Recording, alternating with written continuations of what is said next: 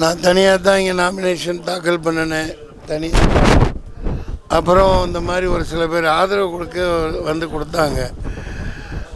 அப்புறம் பார்த்தா ஒவ்வொரு இடத்துலையுமே கயவன் கருணாநிதின்னு பயங்கரமாக ஏசிட்டு இருந்தாங்க. அதிமுகவை தொடவே இல்லை. பின்னாடி 4-5 வாகனங்கள் இருந்ததுனால அதுலேயும் அதே மாதிரி பிரச்சாரம் பண்ணியிருக்காங்க. கவனத்துக்கு வந்தவுடனே அப்புறம்தான் பார்த்தா பெருசாக லம்பாக ஏதோ பண்ணாங்க அதிமுகவில் வாங்கிட்டு. ரொம்ப கூட நின்றுட்டுருக்கையிலே சொல்லுவாங்கள்ல, நின்றுட்டுருக்கையிலே பேண்ட்டை உருவுறான்னு, அந்த மாதிரி அதிமுக பக்கத்தில் அவங்கள விலைக்கு வாங்கிட்டு அல்லது இவங்க விலை போய் இவ்வளோ பெரிய துரோகம் நடந்தனால அவங்கள அப்பா நீ ஆதரவு வேணாம், தயவு செஞ்சு போயிருங்கன்னு அனுப்பிச்சிட்டேன். நான் இப்போ இந்த மக்களோட அன்பு, அவங்க மேலே வச்சுருக்கிற பாசம், அதுக்கு நான் துரோகம் செய்ய மாட்டேன். நான் யாரும் எனக்கு ஆதரவும் தர வேணாம். மக்கள் எனக்கு அவ்வளவு என் முகத்துக்கும் என் உழைப்புக்கும் என்னோடய கேரக்டருக்கும் இந்த மக்கள் எம்பியாக தேர்ந்தெடுப்பாங்க. அந்த நம்பிக்கை முழுசாக இருக்குது. இது முதல் செய்தி. அதிமுக ஏன் இப்படி பண்ணாங்கன்னு தெரியல.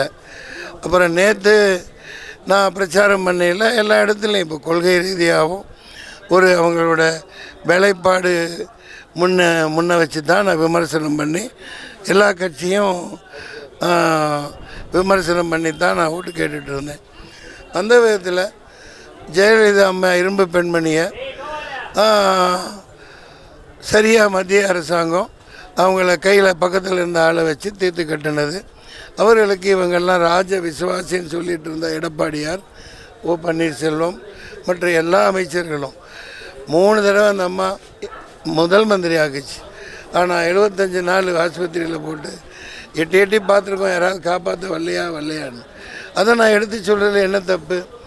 அப்படி சொல்லிவிட்டு யாருமே விசுவாசமாக இல்லாதவங்க இன்றைக்கி வந்துட்டு இந்த சிஏஏ என்ஆர்சி இது ஒரு மனித குலத்துக்கு எதிரான ஒரு இதுக்கு துணை போனதுனால நான் 38 தொகுதிகளையும் நான் இந்தியா கூட்டணியை ஆதரிக்கிறேன்.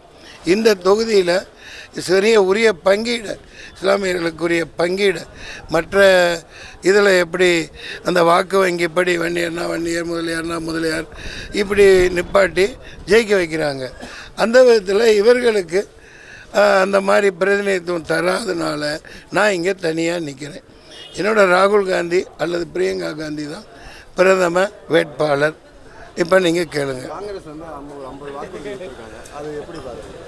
50 அப்படியே வரவேற்கிறேன், பார்க்காமே வரவேற்கிறேன். இப்போ எதிர்கட்சின்னு யாரும் இல்லை. மோடி அவர்கள் பாதி அருணாச்சல பிரதேசம் ஆக்கிரமிச்சிட்டான் சீனாக்காரன். பாதி ஆக்கிரமிச்சிட்டான். பாதி அருணாச்சல பிரதேச தமிழ்நாடு அளவுக்கான இடத்த உள்ளே பூந்து எடுத்துக்கிட்டான். கோல பிரதமர் ஒரு வாய் திறக்க மாட்டேங்க, சீனான்னு வாய் திறக்க மாட்டேங்கிறார். ஏண்டா அதானி அம்பானியோட கான்ட்ராக்டு பட்டேல் சிலை செஞ்சது அங்கே தான். ரொம்ப கேவலமாக இருக்குது. அதனால் இது ஆபத்தான காலம். அதே போல் மத்திய அரசு வந்து வட மாநிலங்களுக்கு அதிக நிதி கொடுக்குறாங்க, தமிழகத்துக்கு வந்து நிதியே வந்து கொடுக்க மாட்டாங்க. அதெல்லாம் எல்லாத்துக்கும் தெரிஞ்சது. தமிழ்நாட்டை ஒழிக்கணும்னு பண்ணுறாங்க. அதை எதிர்த்து தான் அதிமுகவையும் பாஜகவையும் எதிர்த்து தான் எனது பிரச்சாரம் இருக்கும். இப்போ என் பக்கத்துலேயே நிற்கிறவங்கள பாரு விலைக்கு வாங்கி இந்த அளவுக்கு பண்ணனால. இன்னொன்று நேற்று பிரச்சாரத்தில் விமர்சனம் பண்ணிட்டு போயில வேப்பங்குப்பம்னு ஒரு இடத்துல ரம்ஜான் இறுதி ஜும்மா நான் பிரச்சாரத்தை முடிச்சுட்டு போனோடனே பின்னாடி வந்து அதிமுக தகராறு பண்ணியிருக்காங்க, கேவலம்மா பேசியிருக்காங்க. நான் வெளியே வந்து பார்த்தா ஓடி போயிட்டாங்க. அது வழக்கு கொடுக்கணும், இந்த பிரச்சாரத்தில் இருக்கனால முடியாமல் இருக்கு. காங்கிரஸ் வந்து ஜெயிச்சுச்சுன்னா வருஷத்துக்கு 1 லட்ச ரூபா ஒரு குடும்பத்துக்கு தரணும்.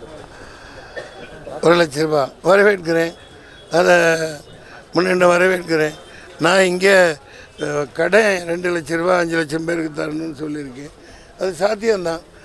மோடி எப்படி 25 லட்சம் கோடியை தள்ளுபடி பண்ணுறாரு அதானிக்கு, நிறைய குஜராத்திகளுக்கு கடன் கொடுக்குறாருல. ஸோ அது சாத்தியம்தான், வரவேற்கிறேன். 9ஆம் தேதி மன்சூர் அலிகான் நிற்கிறனால வர்றார். ரோட் ஷோ மாநாடா வரட்டும், நடத்தட்டும். மணிப்பூரில் போய் மாநாடு நடத்தணும் இல்லையா? அருணாச்சல பிரதேசத்தில் போய் மாநாடு நடத்தலாம். வராரு, நான் நிற்கிறதுனால வர்றாங்க. ஓட்டுக்கு அங்கிட்டு 10,000 இங்கிட்டு 10,000 கொடுக்கலாம். சரி வாங்க, நான் கிளம்பணும். உங்களுக்கு பிரபலங்கள் யாராவது வேற வாய்ப்பு? நான் ஒருத்தன் தான் பிரபலம். வேணாம், கொஞ்சம் கூட ஆதரவு கொடுக்குன்னு வந்தவன் எத்தனை கோடி கொடுத்தாங்கன்னு தெரில. என்னை பக்கத்தில் நிற்க வச்சுக்கிட்டே என்னை வேலை பேசுகிறாங்க.